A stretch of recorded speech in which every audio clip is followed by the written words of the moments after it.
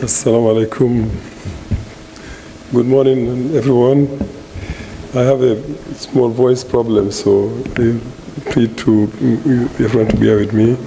But Excellencies, Prime Ministers, Madam Toure, Mr. Loom, all the Prime Ministers in the room, Ministers, Ambassadors, ladies and gentlemen, colleagues, friends, writers, Sall and everyone else here, on all protocols observed. It is with immense pleasure that we, as Trust Africa, accepted to partner with our brothers, Professor Alim Tin and his organization African Jom to celebrate the 50th anniversary of ECOWAS. So happy 50th anniversary to ECOWAS, and happy 50th anniversary to all of us here.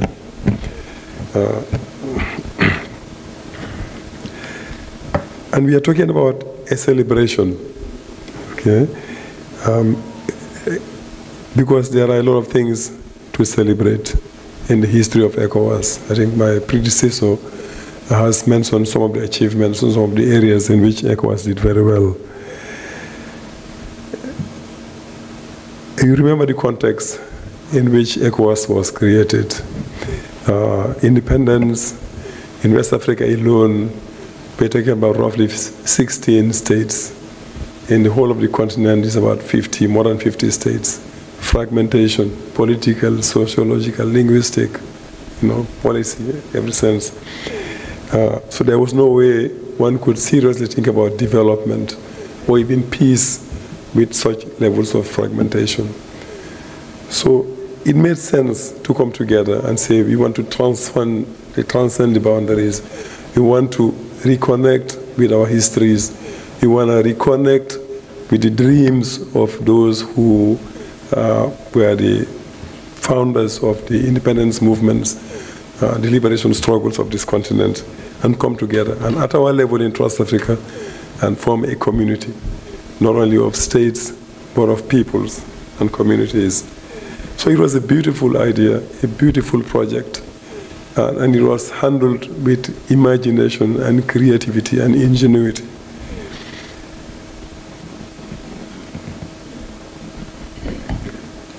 The founders were well inspired in the way they went about setting up the ECOWAS community, and they were methodic about it. They were very creative. The institutions that were established, were excellent. A lot of conventions of high quality protocols were adopted, covering a number of areas. There were good projects having to do with infrastructure. More recently, talking about currency, single currency for the region. So it all went very well. And I come from the Gambia, and I can tell you, we appreciated the intervention of ECOWAS when we were dealing with a post-electoral crisis after 22 years of dictatorship. And the person who was voted out, who was brutalizing people for all these years, refused to move. There are in this room people who were in that struggle, Fatou Jain Senghor, Salutal, and a number of our colleagues were here. Of course, with the solidarity of Rado, Aliuntin, and all these colleagues here.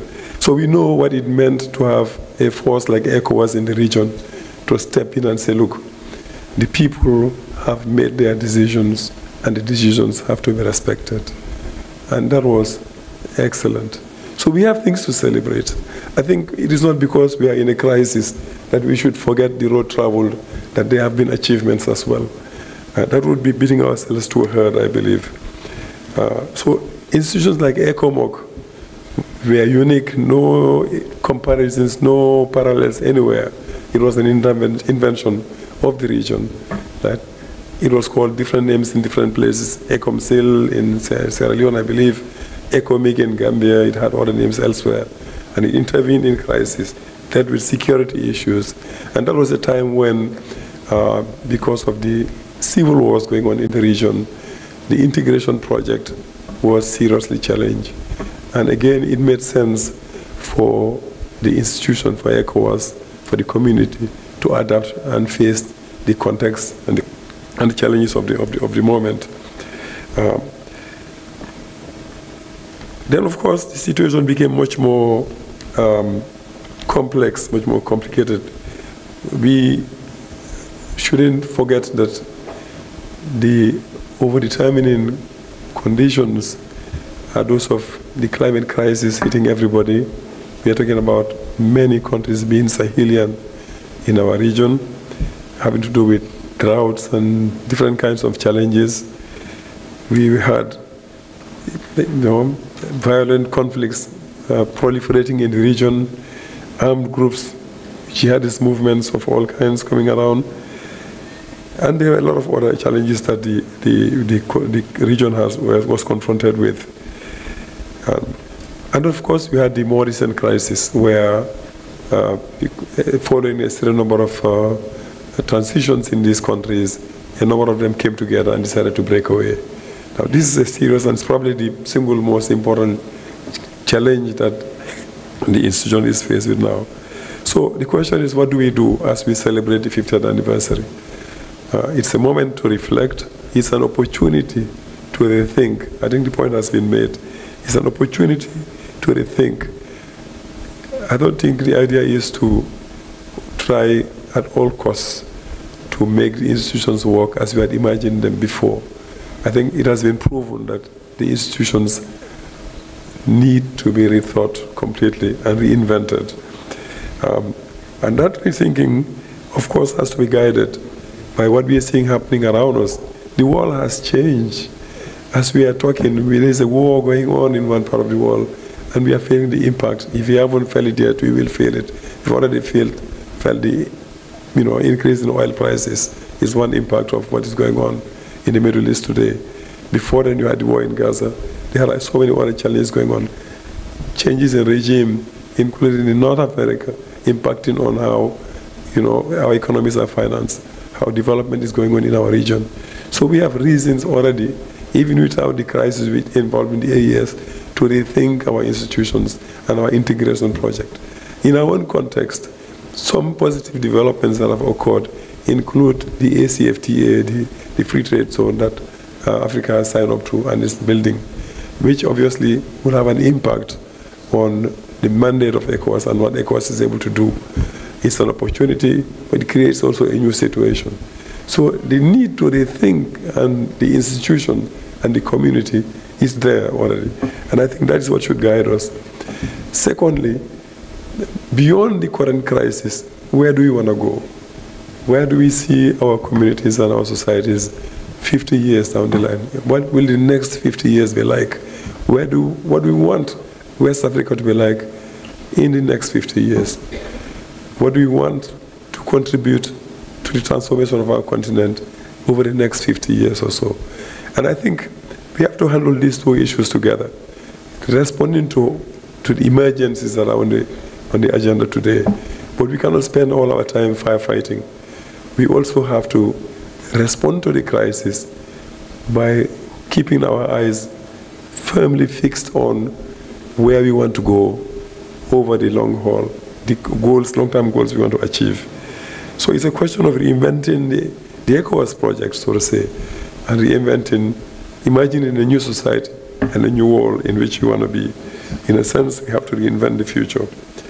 And this is where I think a couple of issues will become very important over the next few years. Some of them have been mentioned already, but I think 4 issues are very important going forward. First are the security issues. They remain paramount. Not only military security, we have armed groups, armed bases have been, military bases have been mentioned, but beyond military bases, those are probably the easiest ones to deal with, because you know where they are, you know where they come from, you don't want them, you ask them to leave, and that's happening already. The more serious ones are actually the armed groups that are proliferating, and the number of arms circulating in our region has actually been historic. West Africa is one of the places where the number of small arms circulating is the largest proportionally. So we have security issues to deal with. We also have human security issues to deal with. Issues of livelihoods, jobs, food security, climate security, social security. So these are issues that are very, very important, and I think they have to be on top of the agenda. Secondly, problems of democracy and governance. Mr. Dose has referred to some of these issues, Dr. Dose. Of course, term limits are important, but the whole issue of democratic governance is actually much broader than the issue of term limits. We have a situation in which our demographic majorities are political minorities. Our populations are made of mainly young people. You look at the median age in our societies, right? The young people and the women are the majority, and that is not going to change anytime soon. In fact, in the next 15 to 20 years, Africa will have the concentration, the largest concentration of young people in any continent, okay? And many of these people have actually no say in how their governments, their societies are run. So the thing to correct is actually to really democratize governance and center the women and youth and all the people who really are the ones who are making changes, who are making things happen. So the issue of democratic governance, I think, will become very, very important. In its complexity, we have to think about it and take it and center it in the ECOWAS project. The third issue, of course, is that of economic transformation and development.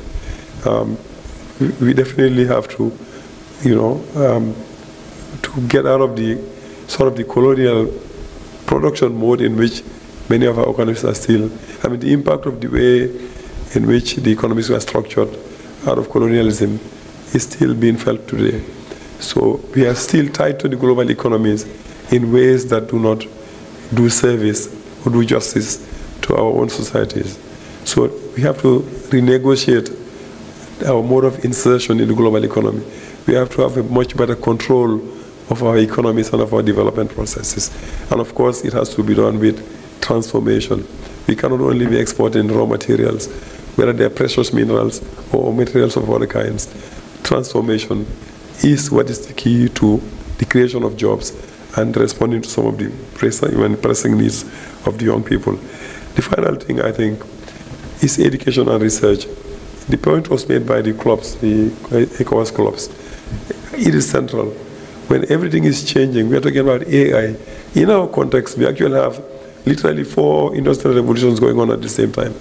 People are still dealing with access to electricity, which is basic, something that was connected to the second industrial revolution. And yet, you also have the digital revolution. We're talking about AI, artificial intelligence today. And it's all happening, and it's here now. People are using drones to respond to challenges related to poverty and access to medication and food. So we have all those revolutions to deal with. And the key to that is education and research. And unfortunately, in our context, the institutions of education and research are among the most poorly serviced. They are under-resourced. The teachers are not benefited from any kind of social prestige, which is unfortunate. A contrast is a country like South Korea, where to be a teacher, you actually have to have been among the best in the school, who they encourage to stay and become teachers, and they are well treated, they are well paid. So education and research is absolutely fundamental if you want to move forward.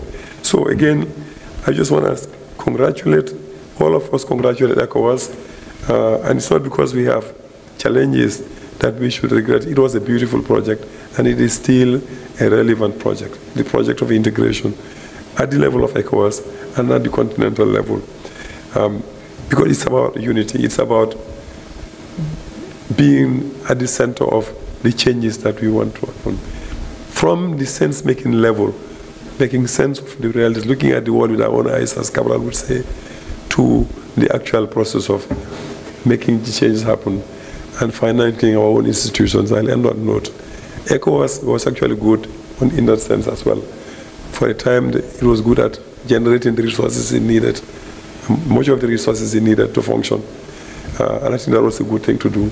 So we need to get the resources we need for our own development, primarily from within our own economies and our own context as well. And of course, we can use development cooperation resources and other kinds of resources in a much more strategic way. I thank you for your attention, and I again apologize for the quality of my voice.